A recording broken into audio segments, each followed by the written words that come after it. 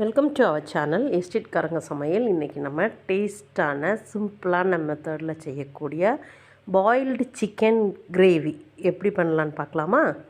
அதுக்கு நான் ஒரு 300 கிராம் சிக்கன் எடுத்து குக்கரில் உப்பும் இஞ்சி பூண்டு பேஸ்ட் 1 ஸ்பூன், தேவையான அளவு மஞ்சப்பொடி சேர்த்து அளவாக தண்ணி, அதாவது ஒரு 1/4 டம்ளர் அளவுக்கு தண்ணி சேர்த்து அதை நல்லா மிக்ஸ் பண்ணி விட்டுக்கோங்க.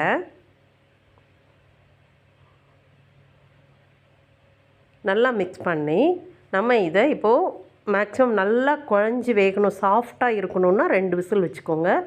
இல்லை மீடியமாக போதும் அப்படின்னா 1 விசில் வச்சு எடுத்துக்கலாம். நான் இன்றைக்கி 2 விசில் விட்டு எடுத்திருக்கேன்.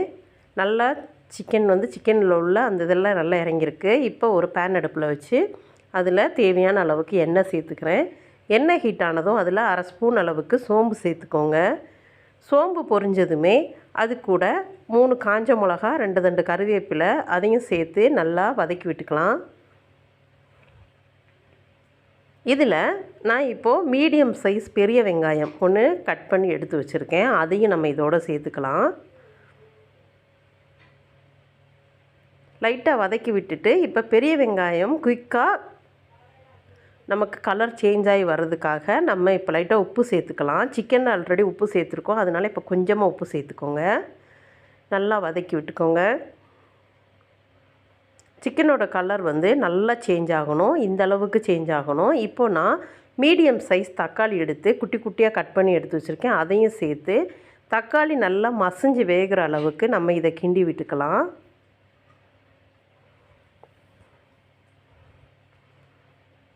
தக்காளி 3/4 பாகம் நல்லா குழஞ்சி வரணும். இந்த மாதிரி. இப்போ நம்ம இதில் கொஞ்சமாக இஞ்சி பூண்டு பேஸ்ட் ஆட் பண்ண போகிறோம். அதையும் சேர்த்து இஞ்சி பூண்டோட பச்சை மணம் போகிற அளவுக்கு நல்லா வதக்கி விட்டுக்கலாம்.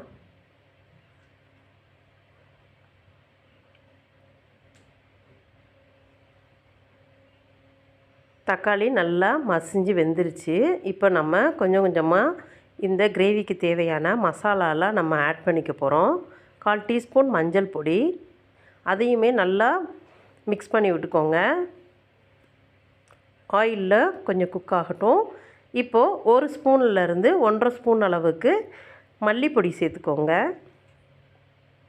மல்லிப்பொடியுமே ஆயிலில் நல்லா குக் பண்ணிக்கலாம்.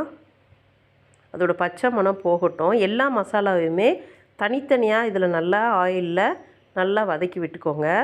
இப்போ இதுக்கு தேவையான அளவு, அதாவது நம்ம மிளகு பொடி சேர்க்குறதுனால நான் 1/2 ஸ்பூன் அளவுக்கு வத்தல் பொடி சேர்த்துருக்கேன். அதையும் நல்லா அந்த ஆயிலில் நல்லா குக் பண்ண விட்டுட்டு அதுக்கப்புறம் நம்ம இப்போது காரத்துக்கு தேவையான மிளகு பொடி இதில் சேர்க்க போகிறோம்.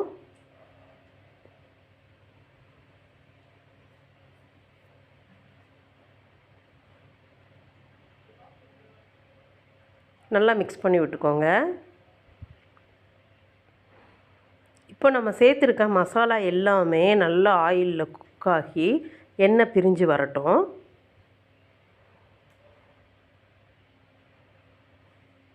எண்ணெய் பிரிஞ்சு வந்ததுக்கு அப்புறமா தான் நம்ம இதுக்கு தேவையான கரம் மசாலா சேர்க்கணும்.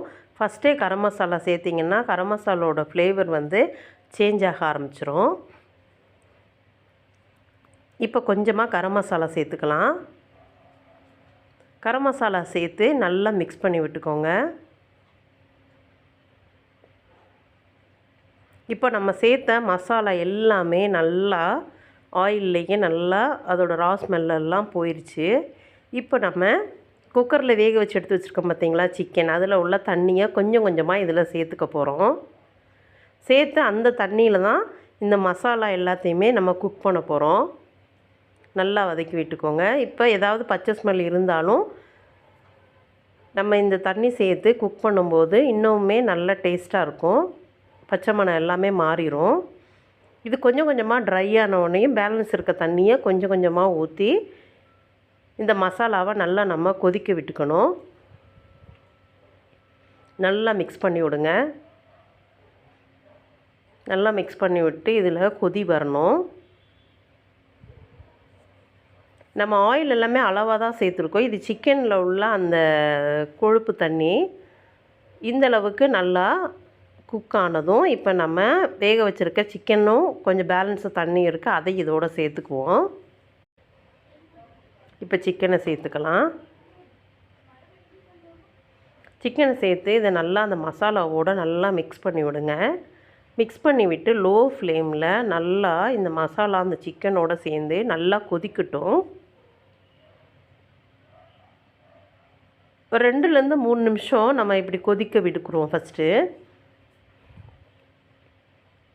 இப்போ நல்லா மிக்ஸ் ஆயிருச்சு, கறியும் மசாலாவும் நல்லா ஒன்று சேர்ந்துருச்சு. இப்போ வந்து அந்த மசாலா வந்து அந்த சிக்கனில் நல்லா சேரணும் பார்த்திங்களா, அதுக்கு நம்ம நல்லா கிண்டி விட்டுட்டு கொஞ்சம் நேரம் மூடி போட்டு வேக வைக்க போகிறோம்.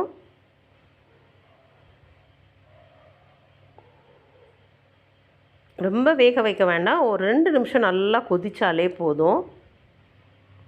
நல்லா கிண்டி விட்டுக்கோங்க.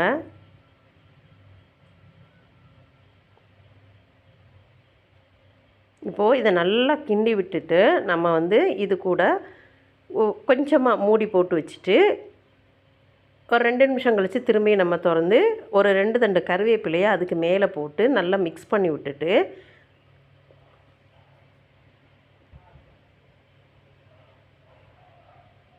மூடி போட்டு ஒரு நிமிஷத்துக்கு ஹை ஃப்ளேம் வைக்கணும். அது ஏன் நம்ம ஹை ஃப்ளேம் வைக்கிறோன்னா, அந்த ஆவியில் கருவேப்பிலை மேலே அந்த ஆவி படும்போது ஸ்மெல்லு சூப்பராக இருக்கும். அடுப்பை ஆஃப் பண்ணிடுங்க. டேஸ்டான பாயில்டு சிக்கன் கிரேவி ரெடி ஆயிடுச்சு. நீங்களும் இதை உங்கள் வீட்டில் ட்ரை பண்ணி பாருங்கள், உங்களுக்கு ரொம்ப பிடிக்கும். தேங்க்யூ ஃபார் வாட்சிங்.